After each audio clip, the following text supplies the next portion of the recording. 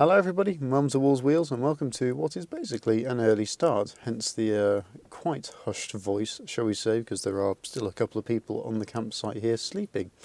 And as you can probably tell by the tent, yes, I have been camping as well. The reason for that being, I'm at a car show again, but this time I'm not at Brands Hatch for an Italian car show, a la Festival Italia. No, I'm at the British Motor Museum for the Metro and Mini show, which promises to be very, very exciting indeed.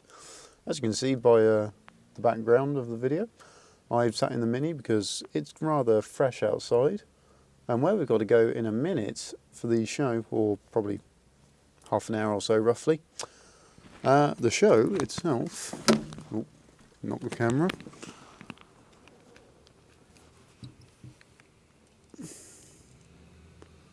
is just down there. Oh, metro ambulance going. That's really rather sweet, isn't it? But no, where we've got to go is just down there. As you can see, we haven't really got very far to go for the show at all, and you can even see a couple of people already parked up for it. Down there at the minute there's two MGs in blue. One of them is, I can confirm, a V8. I'm not quite sure about the other one, but today promises to be quite exciting, so let's crack on and get down there, shall we?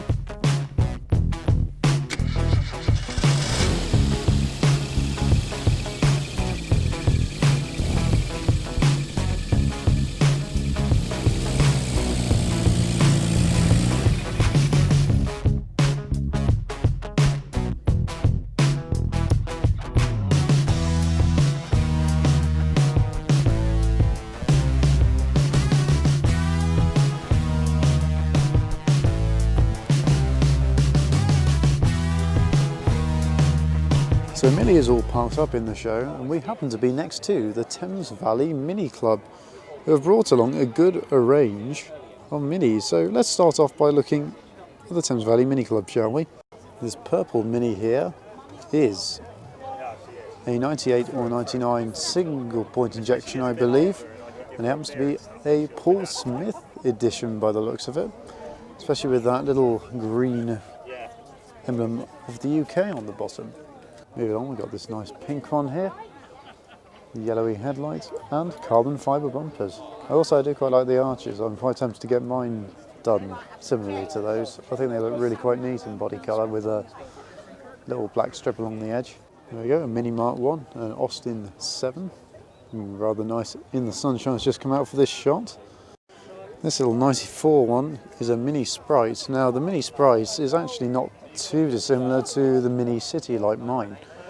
The only difference is the engine, because in about 92, 93-ish, Rover decided to just stick the 1275 lump in the engine bay instead of having the 998 as an option anymore. Originally it was carbs, but then in about 94 it went to single point injection. So it's called the Sprite because it had the slightly spritier engine, shall we say. This one here appears to have a choke cable. Just here we've got a Mini ERA Turbo. Now I believe these have got the engine from the MG Metro Turbo. But as you can see by all the chunky bumpers, arches, it's obviously a very powerful beast. This particular one here has got a Garrett T3 turbocharger. It's only got 24,000 miles as well, so quite a low mileage one, but you can see the level of detail that Rover went to with the interior. I mean, look at the back. It's so much more luxurious than mine, it has to be said. But again, it was a much more pricey model. So down here is an original Mini City, looking rather lovely in the yellow, it has to be said, with those little side decals. But look at those speaker covers. I will say, as lovely as all the Minis are here, I'm going to have to be quite picky about which ones I film, because otherwise we'll be here all day and it'll make quite a long video, and it'd be quite boring if I'm just like, there's a Mini, there's another Mini, there's another Mini, you get the picture. So I'm going to pick ones of interest, I think. This guy here has brought himself a Mini van with a later Mini badge on the front, but original plates. Mine's missing the commission number as well. This sweet little Mini clubman joined on the campsite last night. But look how big the engine bay is. It should have it. This late 80s Mini's got a rather interesting light show going on the front. This also joined on the campsite last night. Check out my Instagram to see a bit of footage of these lights in action. Obviously daylight never gives them justice. This particular Mini here is done up in the John Player Special livery style, with all the gold decals and black paint. Looks rather nice, I have to say. This orange Mini here looks really rather great in orange, I have to say. I think orange really suits a Mini. Again, he's got the Group 2 Rally arches, which I think look absolutely fantastic on these things. But this one, it's got a 1380cc engine, so this will pull like a train on the roads. Under the bonnet here, you've got this gorgeous little engine bay. He's got the Fletcher alloy twin core radiator, just like I have. Good choice. If you look, it's quite a bit bigger down this area here because he doesn't have the servo unlike my one. As well as that, the washer bottle's located in a different place. You see, they got it located up here, whereas mine is just on the side here. So although nothing really changed on the exterior of the Mini for many years, under the bonnet at least, some things did get moved around. This van here will be very familiar to people in the Mini scene, as this used to be the old Magnetags van. You can see here, Magnetags, they basically did grill badges for Minis. There's an example of one there. I've got one on the Renault as well, which I should maybe think about moving to the Mini at some point fairly soon. But it's on the Renault for now. And this chap here, Turbo Cooper Sport on YouTube and Instagram, he owns both these cars, and that Mini there is a very highly tuned Turbo Mini.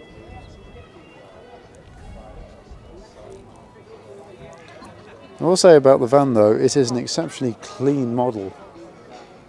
I think the paintwork on it really works in its favour, especially with the white wheels. Cool. Look at those. As this is indeed a Mini and Metro show, we've got the newer BMW Minis.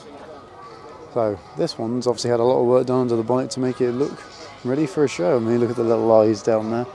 I never realised actually that the windscreen washer bottle is located down there, so that's quite an unusual placement, but yeah, it all works for it.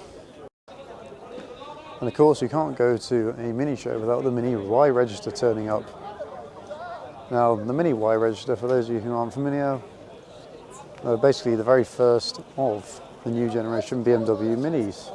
This Mini down here, it's got a supercharger from the BMW Minis and a ram air filter. We have a very nice clean 1275 GT just here. And look at all the space under the bonnet. I know I said it with the previous one, but there's a huge amount of room to work with. And look at all the fuses. This is the Mini Monte Carlo Anniversary Edition. I've chosen this Mini out because the graphics on these are the original colour for them. As you saw, mine are whites now because I thought it stood out a little bit more on the paintwork. But this is what the original graphics would look like on my Mini.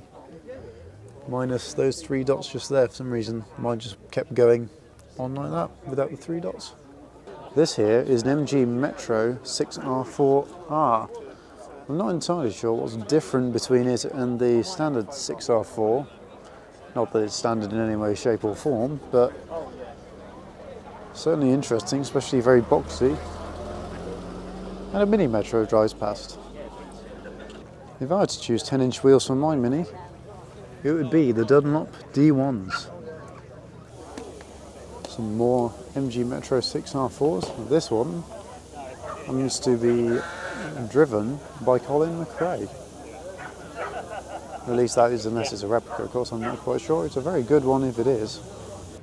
2019 marked 60 years of the Mini, and 2020 marks 40 years of the Metro. So, if I just pan around, we have a rather large collection of Metros to go and have a look at.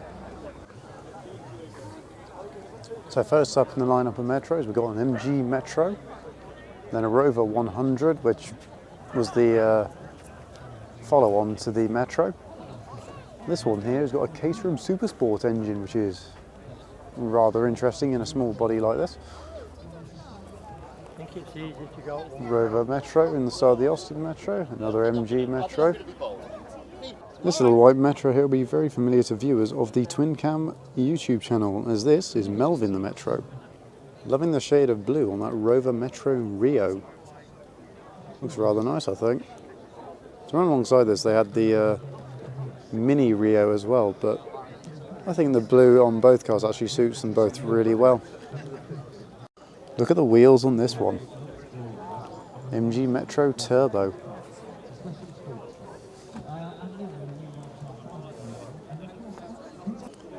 This here is a Mini Metro automatic. Notice the handbrake's still the same as the Mini though. Then again, Austin, Rover, whatever, they tended to share parts between models anyway. A lot of car manufacturers still do these days. Just here we have a Rover Metro GTI. Fun fact about this, the acceleration on this from 0 to 60 is give or take the same as my Fiat Panda. Bear in mind this one's what, 1991, so same age as my Mini, a little bit younger. That's still pretty impressive performance even by today's standards. Looks cool as well actually, with all the little detailing such as the pinstriping and the little, well, the grey paint on it and the sunroof. This Metro ambulance joined us on the campsite last night as well. I'd say it looks really very sweet. Certainly be very good for London, moving around there to get to people quickly if needs be. I wouldn't imagine it'd be very good for transporting people to and from the hospitals or anything, but certainly get there quickly as a sort of doctor's car. This sweet little Metro Mayfair is for sale with 10,600 miles on the clock. £4,000 basically, and it could be yours. Liking the Metro graphic on the rear window of this one. Plus, the tiny Pioneer speakers in the back. Notice on this Metro here, the graphics are the same as on my Mini.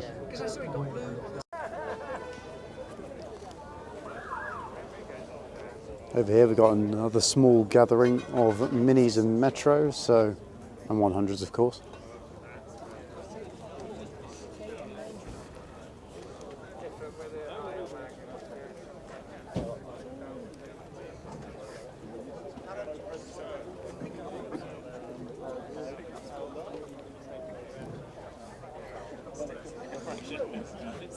This offering of Minis and Metros is brought to you by the Gay Classic Car Group. I hear that when these came out, they painted some of them all blue. So this here is the booted Mini. Yes, the Riley Elf. There's also a Wolseley version called the Hornet.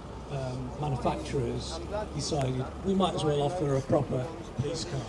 Absolutely. Now, is this a proper police car? The Elf and the Hornet were designed to be a luxurious version of the Mini, so things you got inside were a walnut dashboard, more uprated seats, slightly better fixings and things like that. It was just meant to be basically the Rolls Royce in the Mini world, and to an extent it really was. There's even a police Metro. Located just outside the museum on this little hilltop, we've got the Cooper Sport 500 register showing off the final chapter in the classic Mini story. You can see 51 reg. These were the very last of the line of the classic style Minis to come off the production line and be sold to you and me. This is where the classic story ended. And not only is that where the classic Mini story ended, but I think that's where this video is going to end as well. I've had a great day looking around at some Minis and some Metros at the British Motor Museum. So if you've enjoyed this video, guys, please remember to leave a like. Please, if you want to, leave a comment down below. And of course, if you want to subscribe, feel free to do so to see more of this kind of content to come. Of course, as well, please remember to click the notification button, as it'll let you know every time a new video goes live. So thank you very much for watching, and I'll see you next week. Farewell.